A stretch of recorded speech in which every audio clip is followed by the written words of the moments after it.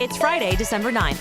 From inside the WTOP newsroom, this is the DMV Download Podcast brought to you by Steamfitters Local 602. Get an estimate and learn more at steamfitters-602.org. Today, AI, or artificial intelligence, whether you notice it or not, is becoming a bigger part of our lives. Whether in our cars, on our phones, or search engines we use AI every day. And its increasing presence in the technology we all interact with has prompted lawmakers, like D.C. Attorney General Karl Racine, to push for creating ground rules on how corporations and individuals can use it. But what is AI?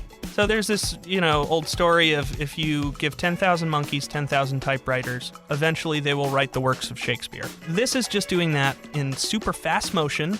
That's WTOP engineer David Mundschenk, who knows a thing or two about AI. He explains what it is, and then we have a, quote, conversation with a new AI chat box that's now available for public use. Thanks for joining us. I'm Megan Cloherty. And I'm Luke Garrett. See, a few months back, DC's top prosecutor released what he called a blueprint for AI Bill of Rights, essentially acknowledging that not only is this an issue that needs addressing in the public forum, but from a legal and ethical standpoint. In the release, Karl Racine says the bill would stop discrimination in algorithms that will impact people's everyday lives, including the homes people can purchase, the loans that get approved, and the jobs they're hired for. Because if you think about it, as we conduct more of our lives online, what our search engines show us is entirely based on the rules they're programmed to follow. But who's governing those rules?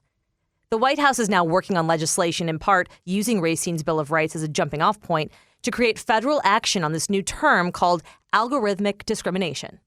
Now, I'm going to be honest. I do not fully understand AI, and I don't think a lot of people do, and that's really at the base of this whole discussion. Yeah. But as we sit here with a lack of knowledge, AI is actually getting smarter. So let's hear from an AI itself. Let's talk about the latest developments in AI and how they are shaping our world. That is ChatGPT. So David Mundschenk is here to tell us a little bit more, not only about how this specific program works, but also maybe the ethics and sort of the considerations that we as a society need to really think about when using this. So take it away, David. So ChatGPT works in a similar fashion to the way that we've talked about DALL-E before. Yeah. So using that diffusion model where it basically goes from randomness and tries to make order out of it.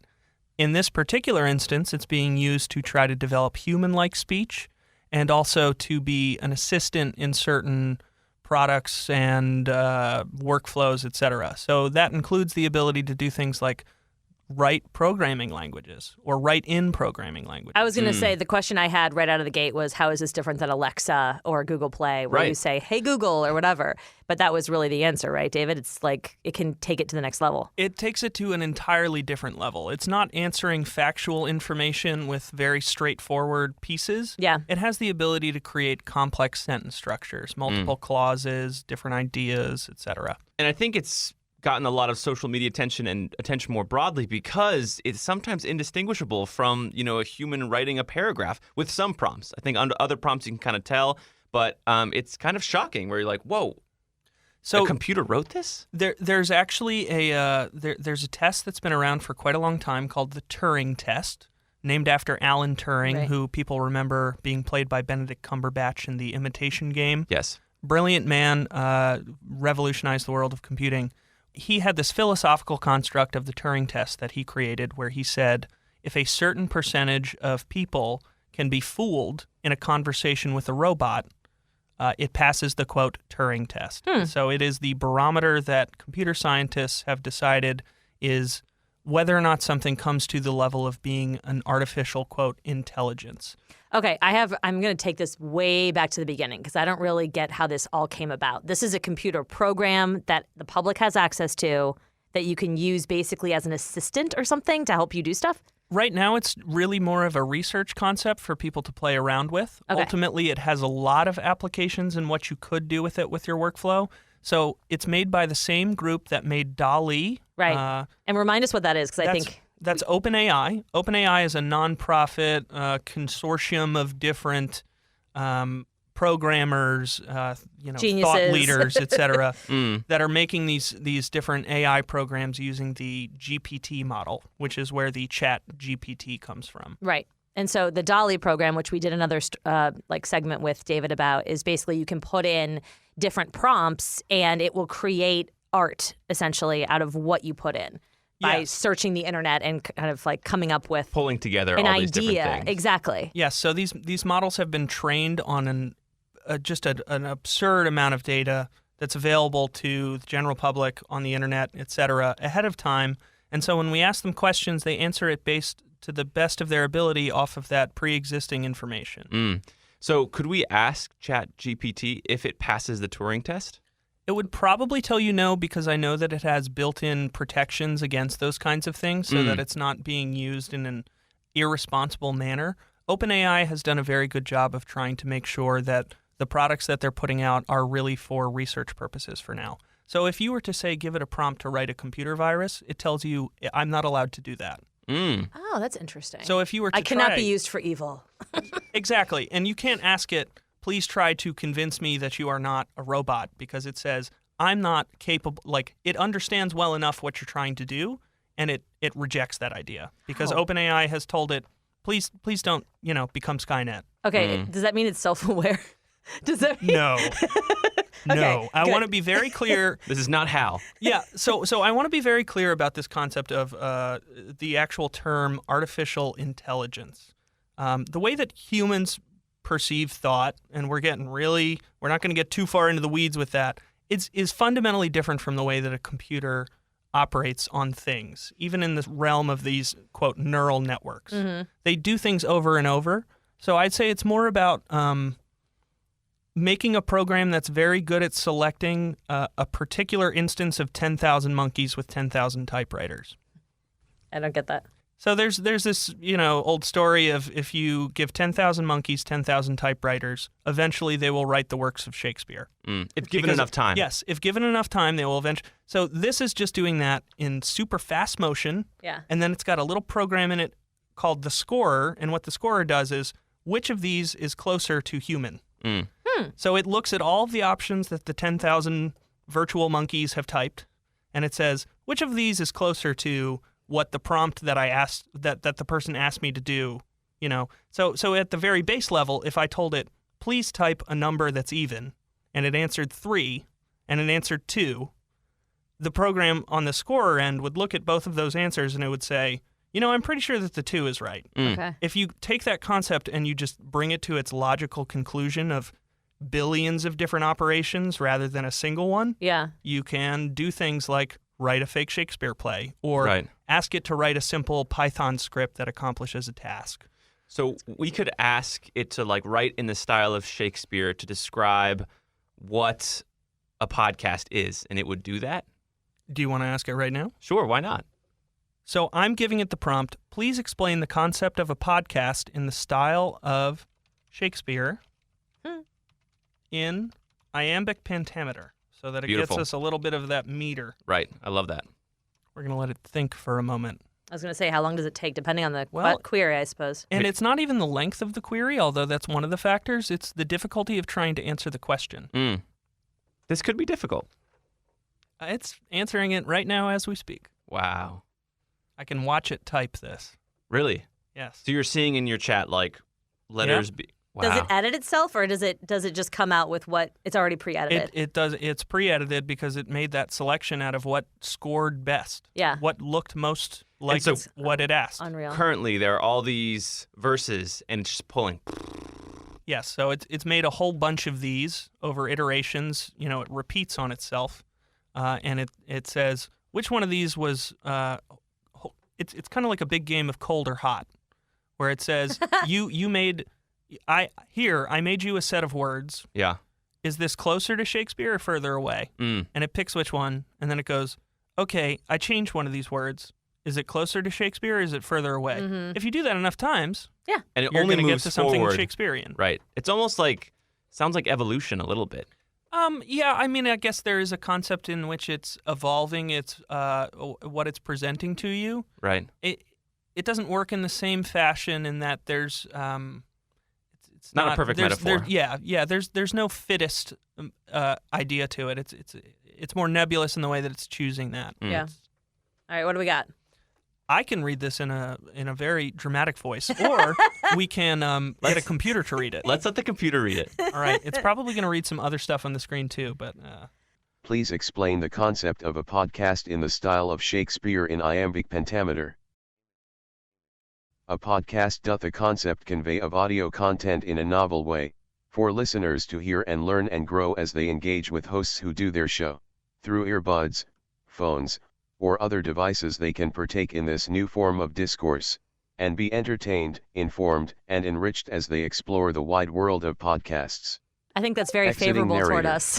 And there we go. But I recognized Shakespeare, or, like that sort of language in its description of a modern concept. So it's kind of melding. We'll say here it was fun to get a robot to say it, but, that was just Windows inbuilt narrator. Right. It's not going to have... There are speech creation tools that will allow you to copy someone else's voice. So I could get 30 minutes worth of Megan's voice, put it into one of these GPT models, tell it to read off what the AI just created, and I could make an AI say this set of poem as if Megan were to be the one to say it. That's creepy. And it would do that by isolating every single letter of the alphabet that it Megan works, would say. And like then it would sounds, just, probably. Yes, it creates a kind of a syllabic profile of things that you say.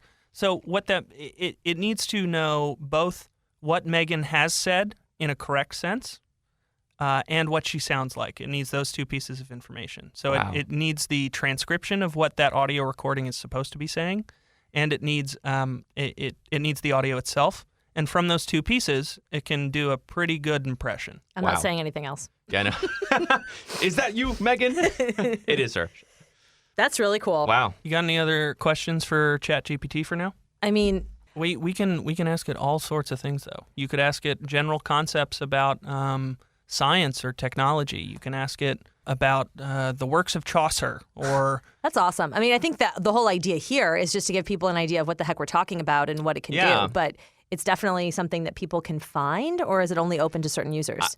DALL-E for right now, all of OpenAI's products right now are available to people who already have a logon, although I think they've opened up logons to the general public. So you have to sign up with OpenAI and make an account. I just did that, actually, yesterday. Yeah, and it gives you access to DALL-E, which I think they charge somewhere around a few cents to make a new art image. Mm-hmm. ChatGPT is just for research right now. It's been presented to the public so that people can scrutinize it, which, again, is a very good thing. Yeah. We have these situations where we don't know what Google has the capability to do in-house in terms of this.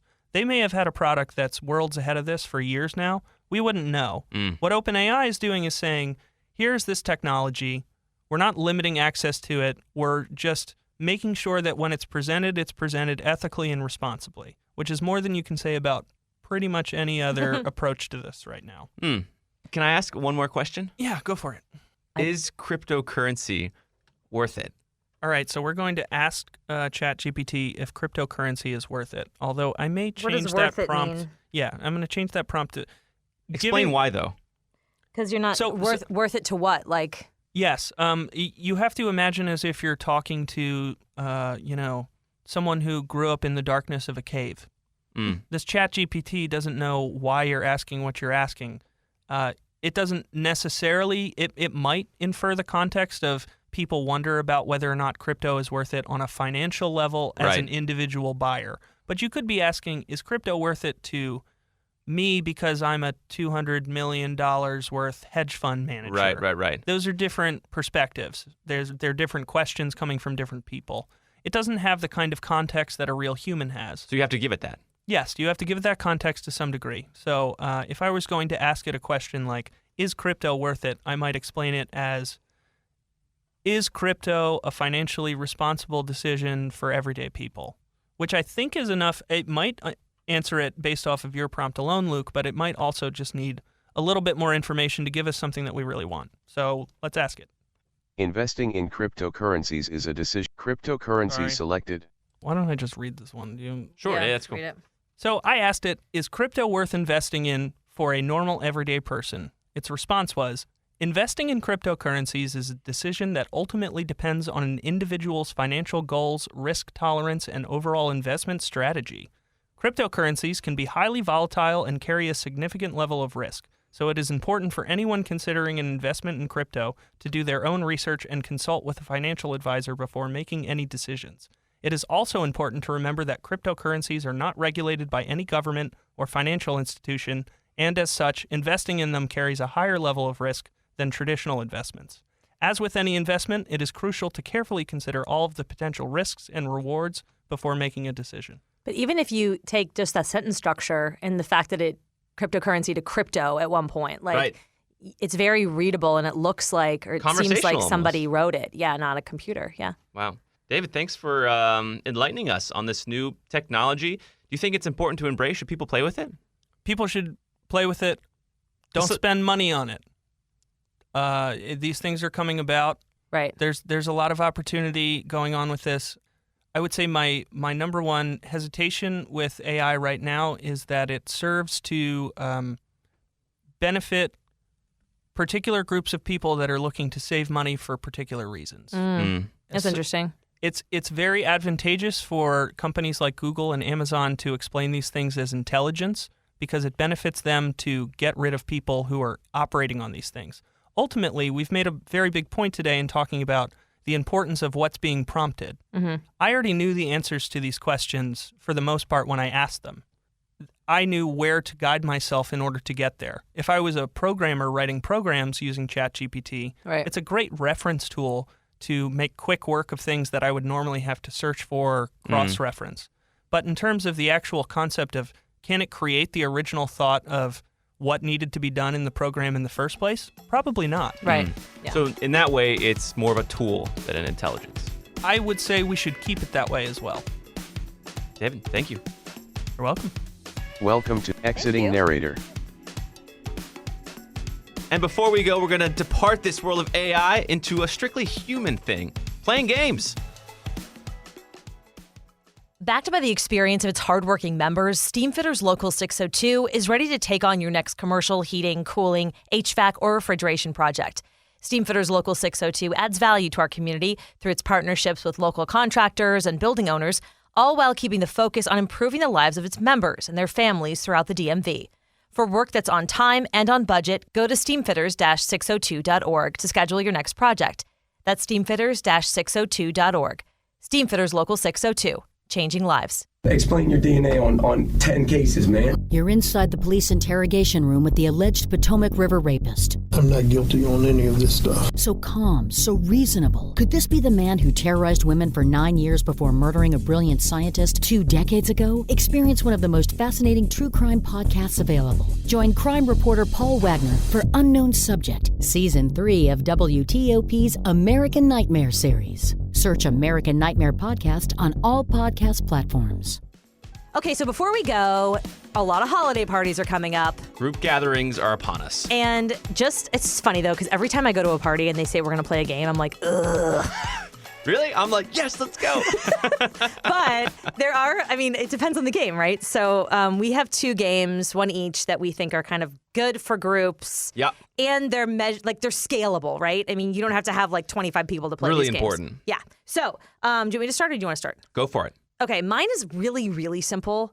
Simple is good. Yeah, and you can do it with kids too, which is helpful if you're having a big holiday party. Okay. So, you get a ruled piece of paper. On one side of the ruled piece of paper, just all the way down in the margin, you write the letters A through Z, right? Easy. Just one after another, all the way down. Yeah. Then on the same line, just like, a couple inches to the right, you write Z through A all the way down. So ideally, you'd have on each line, you'd have A, Z. Yeah, Right? Okay. All the way down. totally. We won't do that now. Yeah, good. Sorry, I don't know why my brain isn't working. Okay. So the idea is you split the party into groups. Okay. And each group has to come up with celebrity names.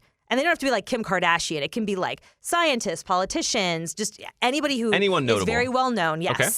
And you want to try and go for names that are not obvious. Okay.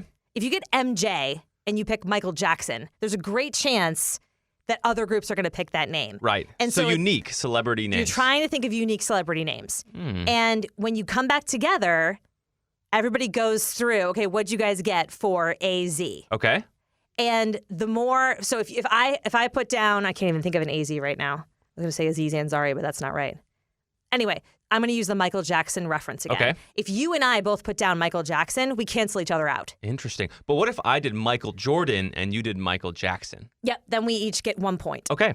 So you go down the list, and obviously the more unique the name, the less of a chance the other people are going to have it. Okay. And whichever group gets the most points wins. Interesting. Yes. Cool. Wow. That's a good game. See, that's pretty simple. Mine is like a little bit more complex, but just as fun. Okay. So hit me. It's called Fishbowl. And basically how you play, I'm just going to start at the beginning. You start by ripping up pieces of paper into small pieces. Like so. And you hand each participant, let's say you're playing with a group of 6. You hand each person 4 ripped up pieces of paper. They write one word on that piece of paper. Okay. So I'd write potato, right? Just any object. Okay. You then have 6 times 4 is 24. So you have 24 little pieces of paper. You fold them up, and then you put them in a bowl, the fish bowl. If you don't have a fish bowl, just use, a baking bowl, whatever. Right. You shake them up. You go shaking up the 24 objects. Shuffle them around. Yeah. You break up into 2 teams, so 3 on one, 3 on another, and you go through 3 rounds. And the first round is one team takes the bowl full of the pieces of paper. One person on that team tries to explain what is on the piece of paper with language, but you can't use that word, obviously, Okay. right? Yep. You have a minute to do that. Okay, so you're trying to get as many as you can in a minute. Yeah, so person 1 on team B has a minute. Person 1 of team B only gets through 6 objects, right? So now, instead of 24 things in the fishbowl, there are 18 things in the fishbowl. Okay. They pass the bowl back to the other team, and member 1 of team A does the same thing. You do that until the bowl is empty. You then count up the points. Let's say team A killed it, and they have 18 points, and team B only has 6. You then put everything back into the bowl. Okay. But this second round, you do the same thing, but instead of language, you act it out. So no words at all. But, I'm just thinking of someone acting out potato. Right, exactly. No, it gets pretty funny pretty fast. But everyone has heard all of the words. Does that make sense? So you know it's of the 24 words, it's got to be one of them. So it gets easier and easier. You finish out the bowl, count the scores, add them up. Yep. The last round is the hardest. The last round, you only have one word. So if it's potato, I would say chips. And I'd hope that someone on my team would say, oh, chips, potato, potato. Right. And then, you go through and then you add up the scores at the end and whoever wins, wins. Fishbowl. It's pretty good. I've played this before, but we did it with people, and it was so much harder. Oh, whoa, like oh my names. gosh, yes. That's hard. There are also, I'm sure, non-competitive holiday games out there, but we don't have time for them. That's true, nor the patience. I want to win, okay? Look, I love my family and friends, but, a little competition's good for everyone.